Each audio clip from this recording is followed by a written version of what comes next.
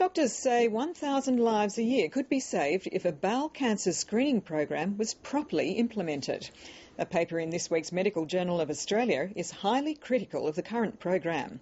It says cost-cutting and a lack of political will is putting lives at risk. Most women are routinely screened for breast and cervical cancer every 2 years. That's because it's the best way of picking up cancers early.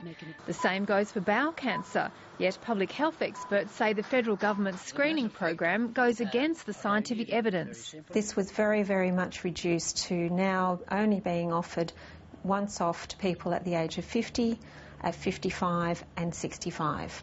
Researchers from the University of Sydney say the program isn't based on the best scientific evidence and goes against the federal government's own guidelines. Every year, about 4,000 people die of bowel cancer, and we could save about 1,000 of those lives if we had the proper program.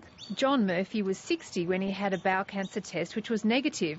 Another test a few years later showed he had the early stages of bowel cancer. When I returned to the doctor, he said, you're a very, very lucky man. And I was a bit surprised and said, well, why do you say that? And he said, well, you had 3 very, very large polyps which were precancerous, and they were just removed in time. When the program was introduced, it was argued that screening everyone over 50 every 2 years would put too much pressure on hospitals, with patients needing colonoscopies.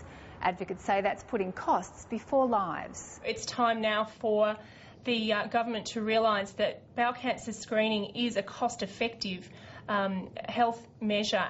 The Cancer Council is calling on both the federal government and the opposition to include an expanded screening program in their election promises. Sophie Scott, ABC News.